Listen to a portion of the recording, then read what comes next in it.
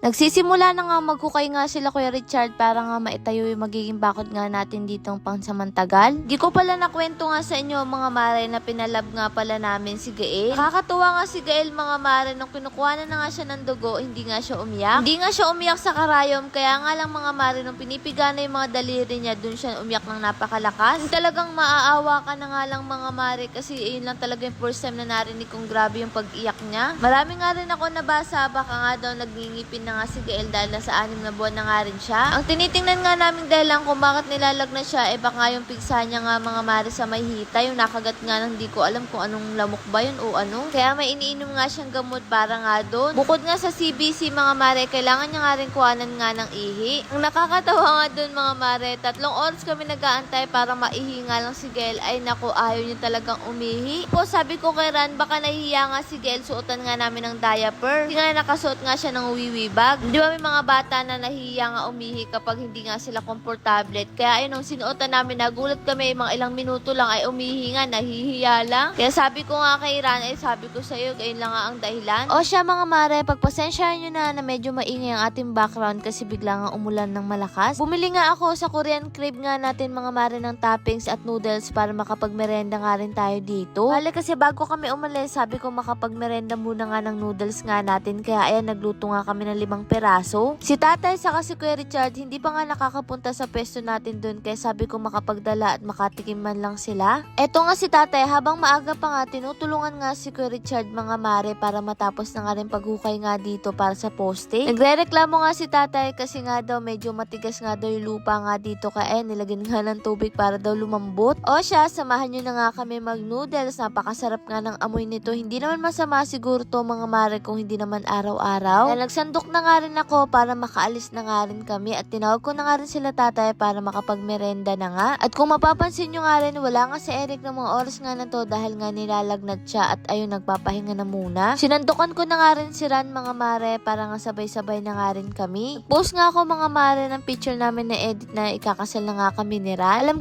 nyo yun, pina-edit ko nga lang yung nakaraan sa inyo mga mare. At may mga nagko-comment, wag ko nga daw pilitin nga si Ran na pakasalan ako, ganun. Naku mga mare, kung pipilitin ko lang naman si Ran na pakasalan ako ay di bali na lang. Siyempre may hirap naman na ipilit natin yung mga bagay-bagay kung hindi naman dapat. Dami nga naghihiwalay ngayon mga mare, talaga namang napakahirap nga na pilitin mo yung isang tao para lang pakasalan ka. Pero siyempre napag-uusapan na naman namin yun dahil nga may anak na nga rin kami. At saka sobrang tagal na rin namin ni Ran, 7 taon na nga kami. Sa hirap at ginhawa ay magkasama nga kami niyan. Sabay nga kami nangarap at sabay rin naman yung natupad. Baka kasi iniisip parang pinipirahan lang ako ni Ran, ganun. Yung mga nababasa nga ako sa comment section, kaya lang naman daw nagtatagal sa akin si Ran kasi may pera ako. Ay naku mga mare, pagdating sa pera wala kami pinag-uusapan dyan. Siya lang ang may wallet sa aming dalawa, ako talaga wala. Kaya pag iniwan niya ako sa isang lugar, wala akong pera. Dahil pagdating sa pera mga mare, hindi talaga akong palaisip. Dahil alam naman namin, kapag may mga bagay kang bibilin ay sinasabi namin sa isa't isa. Binibilad pala ni Kuya Richard yan mga mare na tuyo, ayun pa yung dala nga ni tita no nakaraang buwan, napakatagal na diba? Isa nga masayang, ibinilad na nga lang ni Kuya Richard mga mare at mapakinabangan pa nga gawing tuyo. May mga ilan-ilan nga dito mga mare na kailangan pang alisin etong kawayan para mailagay nga yung poste. Sa pagkakatanda ko nga, nasa 36 yung poste na yun mga mare, kaya medyo marami-rami rin talaga kasi palibot nga yun para yung mga aso hindi na nakakawala. Kapag nga sila lang dito mga mare, kung ano nga lang andyan ay talagang inuulam nga nila, tulad nga nito kalabasa. Talbos nga to ng kalabasa mga mare. O siya, sino dito ang kumakain ng talbos ng kalabasa? Yung talbos ng kalabasa, ang alam ko lang kinakain nga dito sa Bulacan, hindi ko in-expect pati pala talbos nga ng sitaw, talbos ng patola at kung ano-ano pa ang talbos. At eto nga't nilagay na nga ni tatay mga mare etong poste. Marami pa rin kasi talaga to, kaya kailangan din talagang pagtulungan. Meron pa rin talagang hindi nakakaalam na wala na nga sa atin si Kuya Noli na nasa Bicol at marami pa rin talaga ako natatanggap na ganong katanungan. Pero huwag kayong mag-alala mga mare, malapit na rin palang bumalik nga si Kuya Noli sa atin. Alam ko ilan sa inyo na namimiss nyo na nga rin si Kuya Noli. Nakakatuwa nga din mga mare, yung mga nanonood nga sa atin ay talagang kilalang kilala si Kuya Noli at nagpapapicture pa talaga kapag nakikita siya. O siya, eto nga lang mga mare ang ulam nila, pero masabing mo sustansya at masarap. Na yan ang gusto ni tatay mga mare, at kapag ganyan ang ulam, marami talaga yung nakakain. Kaya naman ayan, nagsandok na nga rin siya dito at makakain na nga silang pananghalian niyan. Kami naman, nasa labas kami ng mga oras ngayon mga mare, kami nga lang dalawa nga nila na umalis. Nuwa kasi namin yung resulta nga ng ihi nga ni Gael at pumunta rin kami sa Pag-ibig mga mga mare, parang may asikasuhin din. May nga rin kami inasikaso ngayong araw, kaya anong oras na nga rin kami na uwi, nasa alas 5 na rin. Ilang ngayong tatlo nga ang nandito ngayon mga mare, o diba parang dati lang tatlo nga lang sila. Parang nasa kubo nga lang sa kabila mga mare, at eto na nga yung mga nagawa nila. Halos buong maghapon nga mga mare, halos hindi nga umaraw. Dating naman nga ng hapon ay talaga nagdidilim na nga ang kalangitan at bubugso na naman nga ang ulan nito. Pero pabor naman yun kila Kuya Richard kasi nga mas mahirap nga magtrabaho kapag sobrang init. Pagdating ko nga ay nasikaso ko na nga rin eto mga mare, sabi ko ibababad ko nga yung mga kaldero. Marami nga ako napapanood na effective nga daw to mga mare, kaya naman sinubukan ko, pero sabi ko nga ay tamang tama to para kinabukasan ay malinis na. Kaya naman nga mga mare, ayan, inisprayan ko na nga to. Baka isa sa inyo nga ay nagagamit nyo na nga rin to. Sinubukan ko lang din naman at hindi ko nga alam kung totoo yung sinasabi nila. Kaya kahit kauulan nga lang nito mga mare, ay pumunta na nga ako dito para masubukan to. Syempre excited nga rin ako ma-share sa inyo kung talaga namang totoo nga yung sinasabi nila about dito sa product na to. Pero mga mare, tuwang-tuwa nga ako niya nung nakita ko nga hindi ko pa nga kinukuskus, pero tumutulo na nga etong mga uling. Tinan nyo mga mare, o diba? Kaya talagang natuwa nga ako na mukhang effective nga ito mga mare, pero binalot ko na nga rin ng plastic para kinabukasan ay makita nga natin kung totoo talaga. Lord, maraming pong salamat sa lahat ng blessing, at syempre sa inyong mga mare. Paano ba yun? Bukas na lang ulit.